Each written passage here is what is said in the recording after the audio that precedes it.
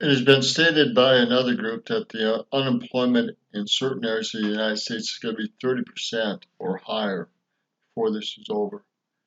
So the economics of this for small business, small employers has not really been addressed by the states or federal government very well at all. Where's the money? Where's the resources on this? We should have had a plan up and going before we closed everybody up and down in their houses and in their businesses. Fox and friends. But I think our country, from an economic standpoint, will end up being stronger than ever. We have tremendous stimulus. We have tremendous stimulus plans. We have things in the works that are going to really, I think, fire the country. I think that what's going to happen is we're going to have a big bounce rather than a small bounce. Well, That's yet to be seen. Sorry, but it's yet to be seen with small businesses. certainly the hope. And let's bring in Karl Rove, former senior advisor to and deputy chief of staff to President George W. Bush, Fox News contributor, outstanding columnist for the Wall Street Journal. So, Karl, I know what the president wants, but how much is riding on how we come back and when we come back? Well, I think a lot rides on it. It's not a simple equation, though. It's not like, okay, how quickly do we get back and how big do we get back? To some degree, people understand we're in a very bad situation economically because of a virus.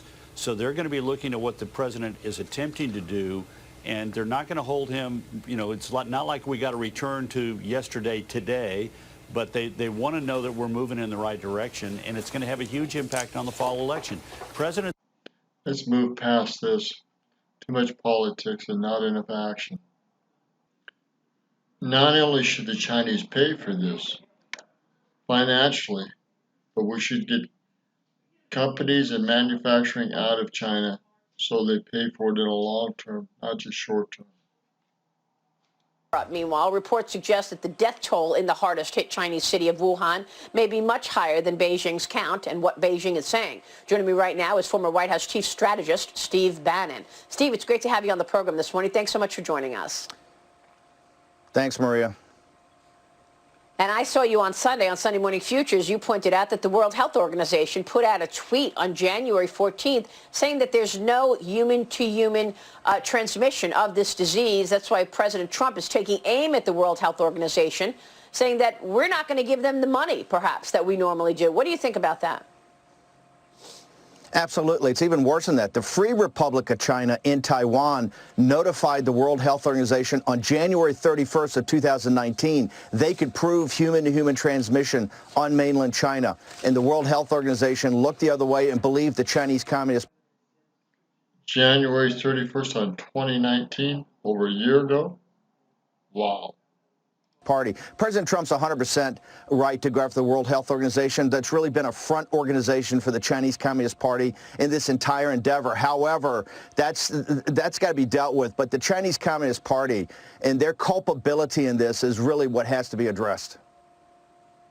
Yeah, how will that be addressed? I mean, Steve, you and I talked on Sunday about the fact that they cornered the market for protective equipment in January while they were downplaying the coronavirus. They actually acquired 2.02 billion masks, 25 million pieces of protective clothing. They already make half of the capacity of all masks in the world. Why did they need to buy another 2 billion in January while they were playing down the coronavirus? Not just playing in, they were lying to people about the human-to-human transmission. They knew they had it. They vacuumed up all the PPE, protective equipment, in Europe, the United States, and Brazil. So later on, they could use it as a strategic advantage to give back to countries to kind of bleed it out like they did with Governor Cuomo. It's unacceptable. This will be proven, and this shows you it's premeditated murder of those doctors and nurses from Italy to South Africa to the United States that died in service to their fellow citizens in their country. The blood is on the hands of the Chinese Communist Party. Yeah, here's what the president said last night to Sean Hannity about the World Health Organization. I want to get your take. Watch. Every step that they made, everything that they said was wrong, and always in favor of China. keep it open, don't close the borders. There were other things, too, where it came from, the extent of it, how serious it was. They never viewed it as that serious. So, Steve, they were obviously working for China, but it really is concerning that this is a UN agency, Steve, that the U.S. funds the majority of the money given to the World Health Organization. And it's not the only UN agency that China wants to control. They tried to compete to run the intellectual property agency. What a joke. They've been stealing intellectual property for decades. And then the other day, they actually got themselves on the agency for human rights. Another joke. Human rights and China? You've got 1 million Uyghurs right now locked up in camps.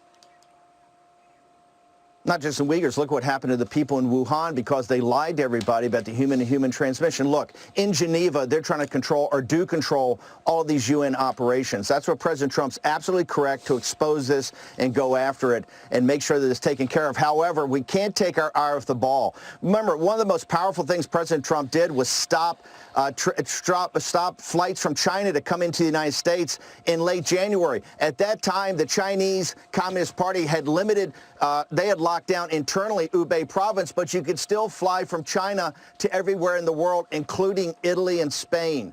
The Chinese Communist Party knew about human-to-human transmission in December.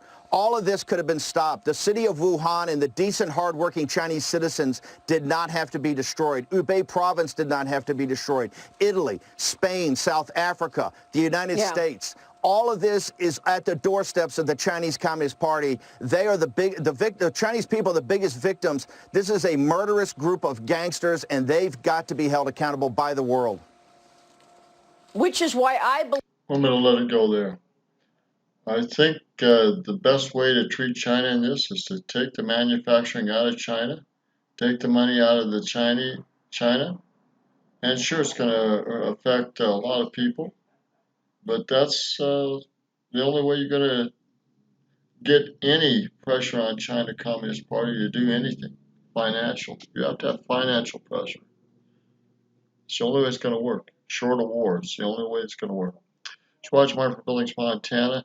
We need to get back to work. We need to get playing jobs. Government needs to be more effective in getting out not only the funds, but getting people back to work. There is one heck of a mess financially coming up in the next 3 to 6 months. Even if we get back to work in May, it's, in my opinion, it's a month or two short where we should have been. Roger Martin for Buildings, Montana. Good day.